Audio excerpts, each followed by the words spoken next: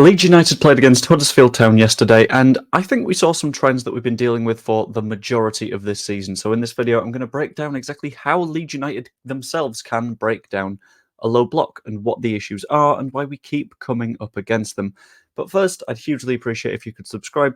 That's just massively appreciated. It's one click, nice and easy to do. Anyway, diving into it. Something that isn't footballing that I noticed in the match yesterday that I need to sort of discuss before getting into it is how the game was a little bit spicier than expected. It turned into a little bit of a battle, a mental war between Huddersfield and Leeds, and it led to some Leeds players losing that battle. And this is something that we need to be aware of and we need to prepare for going forwards.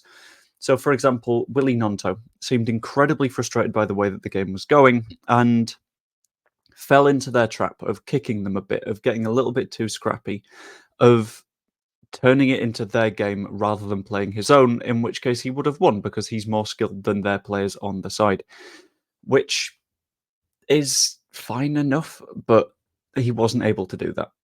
I think this differs significantly from the Bielsa era, in which case we tended to win those mental battles because we had Mateusz Klich, who was happy to get very sort of shithousey in return.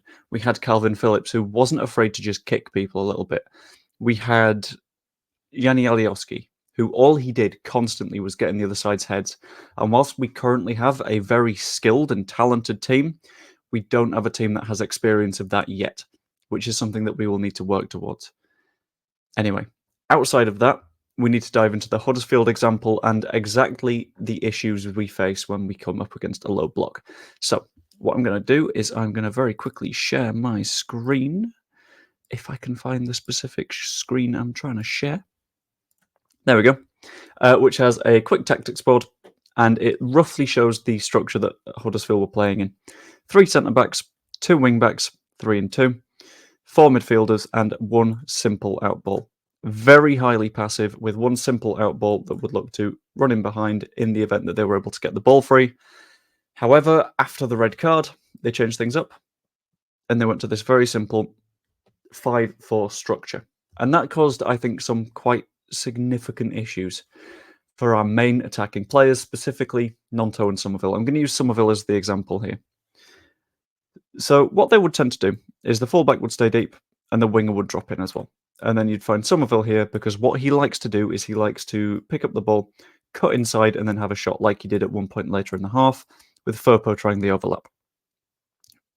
But what we come up against when we've got that low block going on is Somerville and Gnonto desperately struggling to find space. So Somerville tries to cut inside. He's got a wall of players here that he has to come up against. Maybe Firpo can overlap, and maybe Somerville can find the ball in behind, try and square it, but that's not the easiest thing to do. And Gnonto was finding the exact same thing on the other flank, which is why we led to all of that frustration sort of bubbling up as the game went on, which is a bit of a problem, especially when a lot of our creativity comes out of the wings. And in addition to that, we had a lot of midfield concerns going on. So Glenn Kamara, for example, if I click, there we go. Glenn Kamara isn't someone that is necessarily the best in tight spaces, and he's not someone that is comfortable having a shot a lot of the time. We saw that when he led the ball off to Crescencio Somerville, which I think was the right move, and with a better finish, we're probably complimenting him. But it's something that we saw throughout the rest of the game as well. He isn't someone that is super confident taking a shot and having a go, and the same applies for Ilya Gruev, which becomes a problem when we have more players than them and the midfield gets less important and you need to attack and play make and create opportunities to finish off rather than have that little bit of consistency. Something else I noted from the Huddersfield example, and I just thought I'd bring it to people's attention, is the Joseph conversation. Mateo Joseph played against Chelsea in the middle of the week, scored 2 goals. Everyone was clamouring for him to play. This is far from the same game as the Chelsea match. The Chelsea match was open, was transitional, was full of opportunities for both sides. This was grindy and hard, and not something that a young player is necessarily going to thrive in, especially when it's a young player that plays the way that Mateo Joseph does. It wasn't the game for him. As much as you might be clamouring for him to start, you needed some experience in there. As I mentioned earlier with the shithousey stuff, Patrick Bamford's quite good at that. He's good at annoying a centre-back. He's good at pulling the centre-backs around. He's experienced. He knows his movements. I think he was the right choice for this game. Yes, bring Joseph on for minutes later on in the season. Not this time. This wasn't the one for him. But the question is, how can we break down these low blocks? And I'm going to take a little bit of a deep dive into what we could have done and what the alternatives were for Leeds United, which is the better one for screen sharing. I'm going to go for this one because you got a little bit more of me here in addition to the other bit. But I'm going to slightly adjust it too. Let's make you a little bit bigger. There we go. Ooh. Ooh. Oh, I can't make it go the other way unless I... Never mind. This is a fun part of the thing, isn't it? There we go. Just update the layout. Cool. So this is the initial starting formation that we're dealing with here. I think there were a couple of different changes we could have made. I think if we would have brought Roberts on for Kamara instead of Gray, so we take Kamara out, put Roberts on and Gray into midfield, we get a few different benefits. Archie Gray, for example, is someone that we know works really well in tight spaces. We saw against Chelsea he was able to dribble his way out from the edge of his own box. Nice, clever little bit of passing play from him as well. Pressed incredibly high to create our first goal against Chelsea. He's someone that you want on the pitch when you're struggling to break down the side.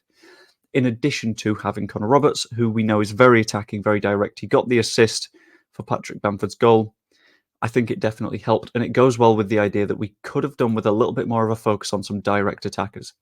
So in this instance, Willie Gnonto is like Somerville, likes cutting inside, likes finding the ball on left or right foot, whichever, and shooting from the inside. That's not a more direct way of playing. These are players that like having the time to take on a player one-on-one, get around them, create a chance from that, but that isn't something that you get when they are able to double or triple up on you. You will beat the first man, and look, there's two more, and this man's able to reset. That's just problem after problem after problem that we're asking for. So in this case, I think bringing on Dan James was correct on this flank. But at the same time, you've got to look in the Somerville position and say, he's the same issue as Willie Gnonto. Maybe we take off Somerville for Anthony instead of taking off Firpo for Anthony. Because taking off Firpo for Anthony, you've got two wingers, you're just congesting that space even more. We need to be a little bit more balanced in our attacking structure. And in this case, it means having players like Anthony, like James, who just like running at the other side.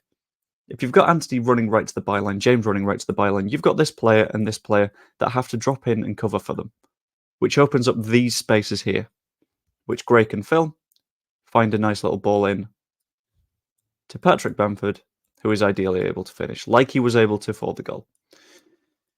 But when you're still playing with Somerville and Gnonto in those spaces, that can't necessarily happen, and that's where you get more and more issues and you get clogged up, and you see what happened against Huddersfield, where in theory we get lots of chances, we just don't finish them. Ultimately, I think having a high volume of chances rather than overworking it and hoping that you can create one for 5 minutes, if you go as direct as you can and you create 3 chances in those 5 minutes, sod it, they might go in.